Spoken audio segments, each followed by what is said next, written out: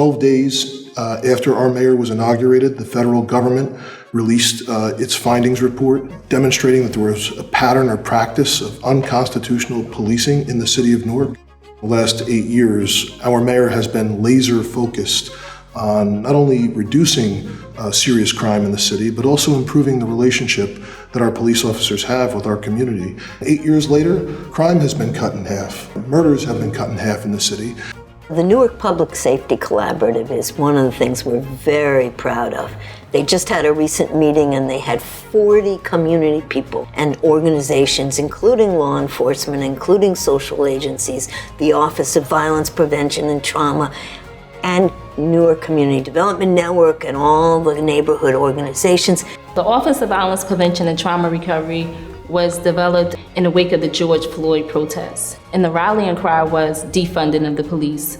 But the city of Newark, we reallocated 5% of the police department's budget to be able to develop violence prevention programs because we know that law enforcement cannot do this work alone. When our mayor took office, we had been rebounding from layoffs. There were 162 police officers who had been laid off, and the city had a hiring freeze for a number of years. So when our mayor came in, he has hired over 500 police officers and reinvigorated the police department, changed the culture of policing in the city. So for every 10 police officers that go to the academy, we get one social worker. And so we're coupling the social workers with law enforcement to be able to handle quality of life issues. People who have mental health issues just need resources and things like that. This is the first time in the history of this city that we are graduating social workers on the same stage with police officers. We are sending every Newark police officer to in-service training for a full week. They're learning about implicit bias, stop, search, and arrest practices, community engagement, community policing, and also response to a person's resistance in the street. We actually created a full-time position in our community outreach unit where we have a detective who is openly gay, who is the LGBTQ community liaison. Ever since our mayor took office, he's been focused on increasing the relationship between the officers and the community. So today, we have 2 community service officers, full-time, dedicated to establishing those relationships, to solving problems in the community. In the 4 years before our mayor took office, the city paid well over $1.4 million in police brutality lawsuits. And that's been reduced by 94%. And what's true in the city of Newark today is the last 3 years have seen the lowest annual murders that have happened in our city. There's been this idea since George Floyd was murdered that we need to defund the police, that police are depolicing, that you can't have it both ways. We're proving that you can do both. You can have police officers that are compassionate, that police constitutionally, that are respectful, and that also are capable of reducing crime significantly.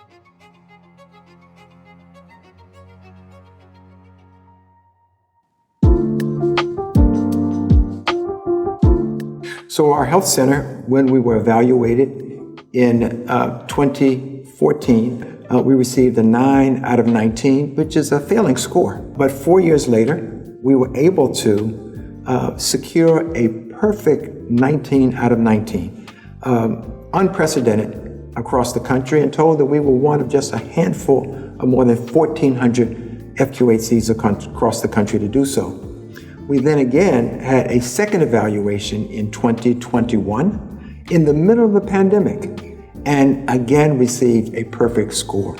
Our initial response in providing vaccines was to educate our community through a number of vehicles, from social media to public presentations. However, we got to a point where we realized that we needed to move deeper into the community and take the vaccine opportunities to the people. We're grateful today grateful for the shot. And we're here today to vaccinate the YMCA and the residents who live here. So we developed a number of what we call pop-up vaccine opportunities, where we would go to schools, to communities, to community groups and associations, and partner with those community organizations. We went into the senior buildings to vaccinate our seniors. We went into all of the shelters of our residents without addresses. We have been able to vaccinate nearly 70% of Newark residents ages 5 years and older, and have administered at least one shot to over 85% of Newark residents 5 years of age and older. It's a long way, it's a long time coming, but I think we're gonna make it.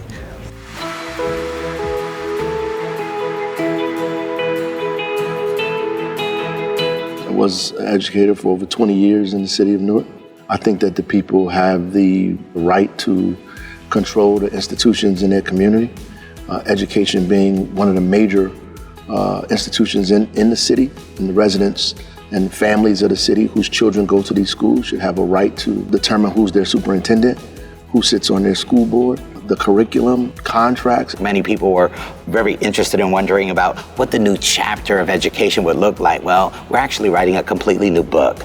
NPS Clarity 2020 converged to the next decade, 2020-30 strategic plan. So I thought it was incredibly important after 20 years of state control with no real progress that the city should have an opportunity to try for themselves.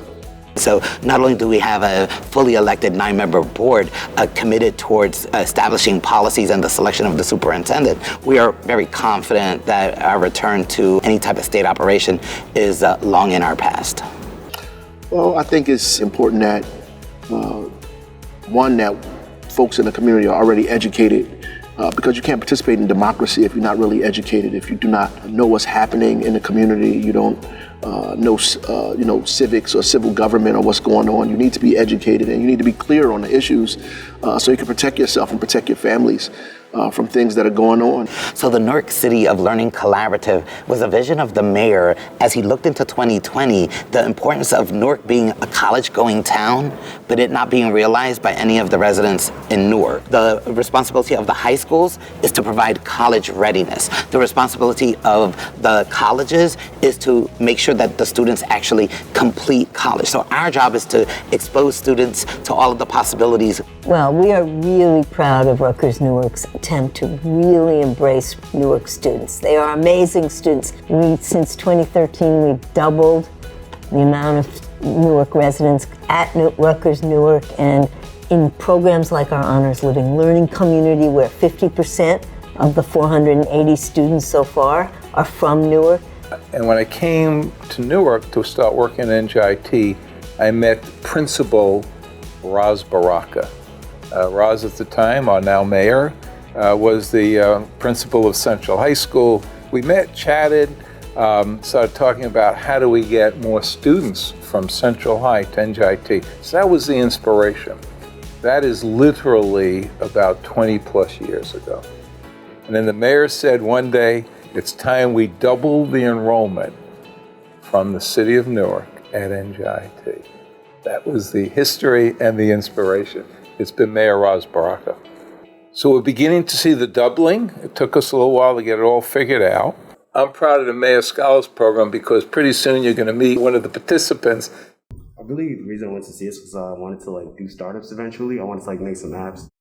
I think the scholarship really allowed me to enjoy and utilize my college experience to the fullest of its potential and take a lot of really challenging courses that allowed me to learn really complex things that I didn't think I'd get to learn about until maybe grad school. It gave me preparations for things that I didn't even know I'd be dealing with in college, like internships and things like that. Right now I'm studying computer science. I want to specialize in making apps and websites and things like that. I've been mainly learning a lot of AI, like artificial intelligence, which is something I've been super interested in. I wouldn't be where I am without the Mayor Scholars Program. Thank you, Mayor Baraka. Inclusionary zoning was an important component of the city's growth as we looked at having inclusive development across the city, downtown, in our neighborhoods. We knew our population was growing and we needed places for our residents to stay. The city has focused on affordable housing, especially in the last 4 years. And I'd like to thank everyone that was involved in making me and my kids' dream come true. Now they have somewhere they can call theirs. Just in 2020 and 2021, the city invested $24 million to be able to provide production and preservation of affordable housing for residents here in the city. We had a recent report issued late last year about a need of 16,000 new affordable housing units that are needed in the city of Newark, a community where 80% of the residents are renters, 1/3 of them burdened by the fact that half of their salary is going towards rents. We are looking to not only build a new affordable housing that's desperately needed in the city and in the neighborhood, but also bring in a commercial component in the form of 6 movie studios in a portion of the existing complex. We have built 545 new affordable units throughout the community. In addition to that, we have extended over 600 project-based vouchers to private developers. So the total is actually over 1,100 new units created over the last 8 years. The Newark Housing Authority currently has 535 units that are either under construction or in the drawing board. Out of that 534 units, we have 100 homes for sale to first-time home buyers. We want to make sure that first-time home buyers have access to affordable for-sale units, not only renting units, but they can purchase a home for the first time and build long-term wealth in the form of equity. Seeing how the Seth Boyd neighborhood was suffering as a result of the existing 15 acres of land that remained vacant, he was able to work with the Housing Authority in extending a loan so that we can accelerate the demolition of Seth Boyd. 78% of the residents here needed assistance during COVID. We worked day in, day out to have 4 rounds of emergency rental assistance. Over the last 2 years, we provided almost $25 million of assistance to the families that rent here in our city. We wanted to help families remain in their home. Our population grew last year.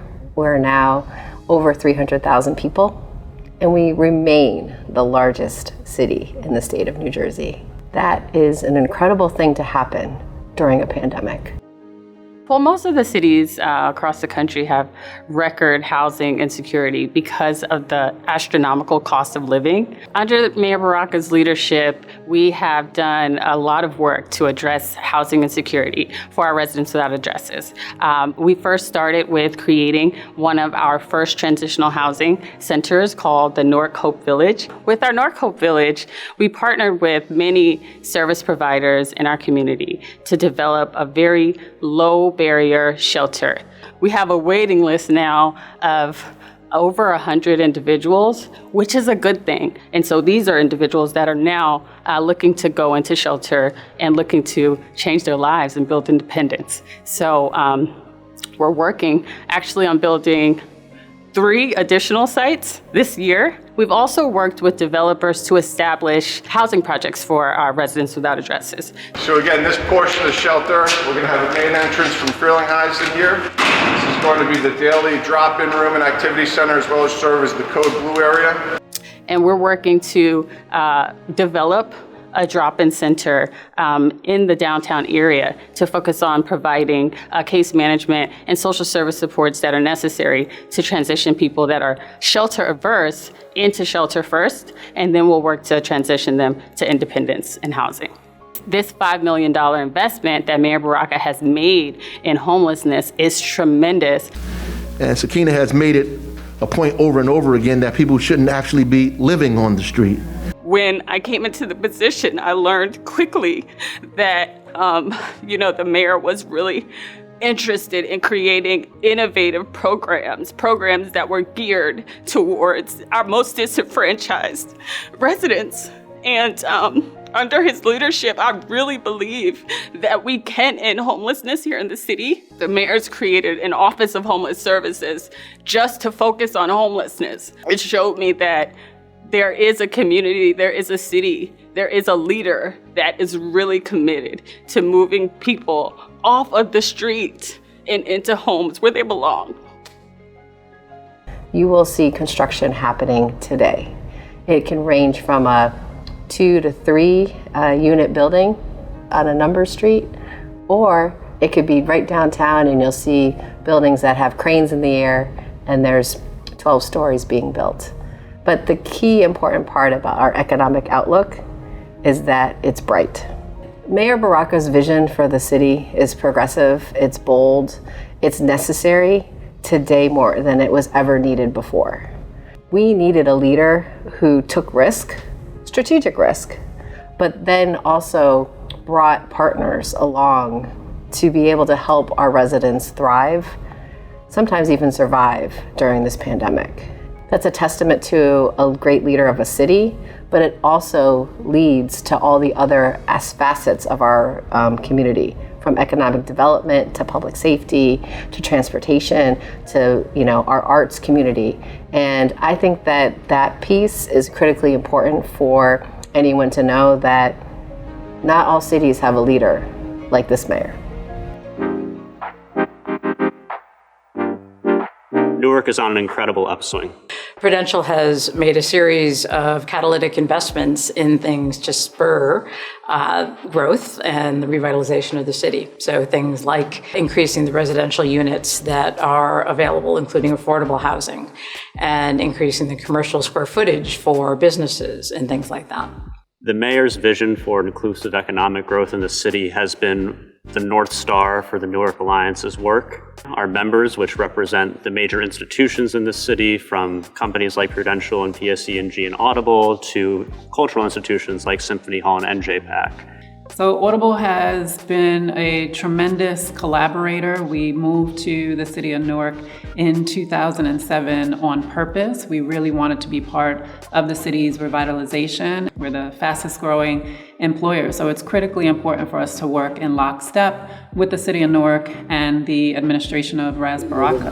Private companies come down, be a part of the city is excellent. We launched in 2017 a Live Local effort where we wanted to incentivize our employees to live here. It's not just enough to work in the city of Newark. We help to provide a subsidy for employees that want to live in the city of Newark to hopefully kind of expand what their local economic footprint can look like. Prudential has been in Newark for almost 150 years. We were founded here. We continue to be headquartered here.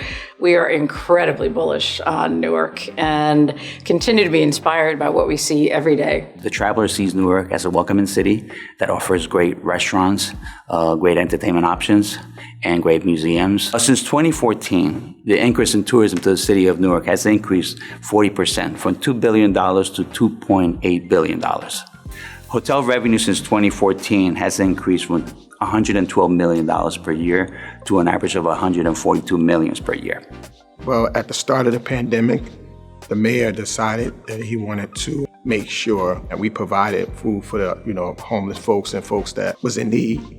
So we created a food distribution program, first with the ShopRite cards.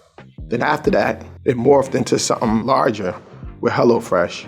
And in collaboration with Newark Public Schools and Newark Working Kitchens, we distributed more than 8 million meals. Mayor Baraka assured that any resident that fell back on their rent during the pandemic had access to the city's emergency rental assistance program.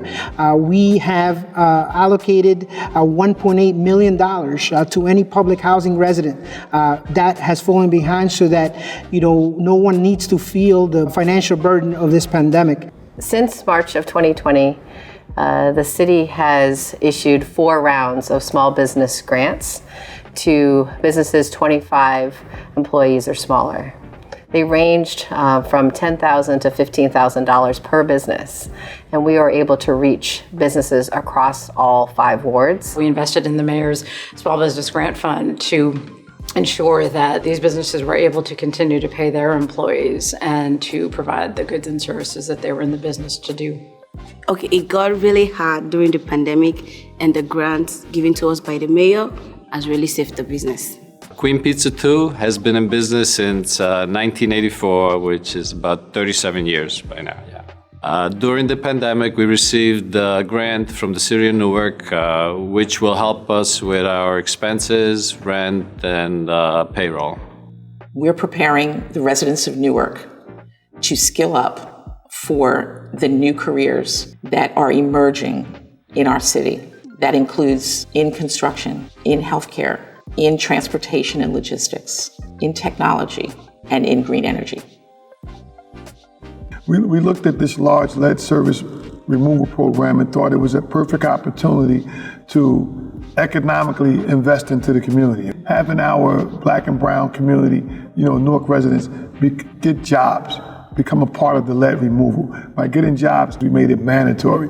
We worked with the state Department of Workforce Development to put about 65 residents through an apprenticeship program, and maybe about 35 of them graduated in the first class, or now employed on construction projects with the local unions. They've moved on from lead service line projects, but they still maintain those jobs in the union. We have a ton of work that we do around that concept of making sure that small businesses, new entrepreneurs, existing entrepreneurs have support from us. We've touched over 4,000 businesses last year. The Newark Land Bank was created to bring homeownership opportunities to the citizens of the city of Newark, so that every Newark resident has an opportunity to become a homeowner. The Newark Land Bank is transforming blight to light. Newark is actually experiencing somewhat of a construction boom and a development boom. There's a lot of opportunity for developers to come into the city. The Skyway at Mulberry it's really a phenomenal project. I think it'll be iconic for the downtown. We needed a way to connect our neighborhood. So this Skyway not only is a symbol of how we're connecting our neighborhoods, it's also how we're connecting to those who come, who want to go to NJPAC or visit the Newark Symphony Hall. In 2021, we did a record in the amount of miles of paving. On typical years, we do approximately 5 miles of paving. Last year, we did approximately 40 miles of paving. Newark Go. Newark Go is something that cities have been looking at to provide more affordable mobility for residents. In Newark, I believe it's 50% of our residents don't own a car. And so they rely on buses or walking in our city. So what we wanted to do is give them another method, which was to do bike share or scooter share and be able to get from location to location. So the city of Newark has one of the oldest water systems in the country. City of Newark being the third oldest major city in the country. Our water system dates back to President Lincoln. Well, listen, somebody who was born and raised in the city of Newark and worked my entire life here in Newark. Newark had a health emergency. It was a crisis. And when you're in a crisis, everyone needs to be able to pitch in to be able to help each other. We were able to put together the Essex County Improvement Authority with us to have Newark bonded through us, the ECIA, which was approximately about $120 million. They're going to have this done in 2.5 years. I think it set the whole tone for New Jersey, that you could have a county government and you could have a municipality, especially the largest city in New Jersey, work together to resolve a problem. And the problem's resolved. We've invested over $230 million in the water system, from filtration upgrades in the treatment plant to new water mains, fire hydrants, to assessing over 210 miles of small diameter sewer, to reducing decades of flooding in certain parts of the town, and we continue to invest in upgrading the system. The city, after 25 years, had its first lead exceedance back in 2017, and we rolled out a 4-step approach. Immediately to reduce the exposure to lead in drinking water, we handed out 40,000 point-of-use filters. We put in a new orthophosphate system to reduce the effects of lead leaching from the lead pipe. And public education, one of the most important things was develop a program to remove lead service lines, the largest risk of lead leaching into water. We're not only getting calls from all around the country, we're getting calls from outside of the country, whether it's Canada, Germany, or Australia, about how we were able to pivot and create a robust, efficient, and effective lead service removal program in a timely manner. I got a call from someone at the EPA. It was an invitation to be a part of the Biden's administration announcement around the infrastructure bill passing and signing.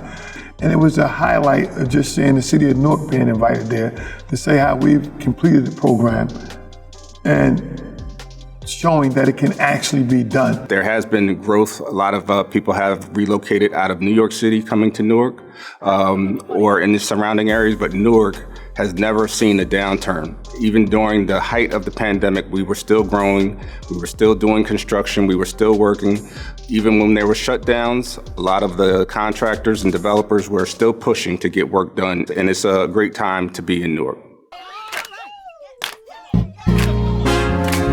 I think the residents ought to know that Mayor Baraka has been laser focused in ensuring that any dollars that we get in from the federal government or elsewhere, the state of New Jersey, or any other relief, has to get into the hands of the people who pay the taxes in this city. The baseball stadium demolition that occurred about a year ago helped us jumpstart new development on that site. The project will actually bring 4,200 residential units, 100,000 square feet of commercial and retail. A lot of the work that we've been doing in our recreational facilities is to ensure that we upgrade them. As you know, there's been a lot of work and attention that has been placed on repurposing our centers.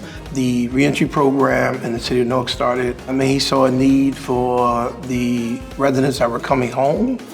We didn't have a lot of programs that were funding them to re-enter into society. A class of 50 that we had every 6 months, and the program was for us to bring them in sanitation to work for 6 months. And after they worked for 6 months, during that period of time, they go to class, which we sent them to Essex County College so that they can get workforce training, and not just workforce training, job readiness programs, so that they can have careers after the 6 months. And because of our efforts, the Barack Obama administration recognized the work that we were doing, and he actually visited the city of Newark, which was a great thing to talk about reentry and the importance of having reentry programs for our returning citizens. Hi, my name is Rebecca. I'm the project manager for Four Corners Public Arts here in Newark, and we are also collaborators on a weekend-long event called A Call to Create and Care, in which we are repairing and restoring our community ground murals here in Newark and various murals that are part of the Four Corners Public Arts program. Our city's arts and cultural affairs sector not only impacts everyday life and residents, but also those who visit our city. It's an economic engine for the city. The sector has an economic impact annually of $178 million and supports 5,000 jobs. It also creates over $7 million in revenue for our local government. The Creative Catalyst Fund was first announced by Mayor Baraka in January 2020. It was specifically designed to support individual artists, artist collectives, and small to mid-sized arts and cultural organizations. My name is Antoinette Ellis-Williams. I am a Creative Catalyst Grant recipient. I hope that my work speaks to two things, to justice and joy. I hope that when we look at it, we're not taken to a place of oppression, but a place of resistance and agency. To the city of Newark, to Mayor Ras Baraka, to Fahmi Shakur, thank you. Thank you for the opportunity for me to have voice in the place I now call home, Newark. We supported numerous public art projects that included a new mural by local graffiti artist and artist collective Rorschach on Raymond Boulevard, a new mural at the Sharp James Recreation Center in partnership with Red Bull and Newark Arts, a new mural on Grafton Avenue at Al Munir Farms in partnership with the Grammy Museum and Prudential, community programming in partnership with Four Corners Public Art on Tree Place. We are transforming vacant spaces from blight to light.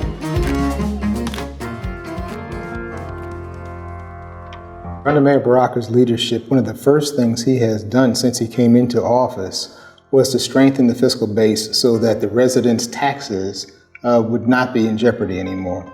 Indeed, in this last year, for the first time in over a decade, the municipal tax rate was reduced under Mayor Ras Baraka. And that's exceptionally important because when he took office, there was a $90 million structural deficit that he took over, and he didn't know that that $90 million deficit existed. During the pandemic, the interest rates fell, and we were able to take advantage. That saved us approximately $12 million. We continue to reach out to our senior population, continue to engage, and continue to grow with a plethora of programming, be it hybrid, be it virtual, to enhance resource development. We want to thank the Newark residents for filling out the 2020 census. The City of Newark started the campaign 2 years ahead. We had 48 job fairs, and we did more than any other city in the state of New Jersey. We hired over 2,000 Newark residents, and we work together alongside Newark schools, colleges, community leaders, community centers, churches, libraries, elected officials, and together, the City of Newark was counted. So one of our major successes is being able to register over 2,000 voters in the City of Newark alone, and also being able to see many of our students and our peers be able to go off to major colleges, start their own businesses, and many other endeavors. Because my assignment is to make sure when you leave me or leave one of the faith leaders, that you feel better, even if we could not accomplish everything you wanted us to accomplish. And that's why I am thankful to be able to do what I do. No matter where I am, no matter what assignment I have, what's important to me is that when I walk away from you, or you walk away from one of us, and if we representing the Mayor's Office of Clergy Affairs, that we've done something to make you feel better. And there's a quote I use from some other folk. I didn't create the quote. The quote is, people don't care about how much you know until they know how much you care. Because you're from Newark and you need to be proud of it. Newark and proud of it. At Rutgers Newark, we are Newark and proud of it. Soy de Newark y estoy orgullosa de serlo. Newark and proud of it. We were founded here, we're still here, and we're proud of it. Newark and proud of it. The Department of Public Safety serves the City of Newark, and we're proud of it. Newark and proud of it. Newark, I'm proud of it. I'm from Newark, and I'm proud of it. I'm Newark, and I'm proud of it. Yo soy Newark y estoy orgullosa de serlo. You're from Newark, and you need to be proud of it. You are from Newark, and you need to be proud of it. You are from Newark, and be proud of it.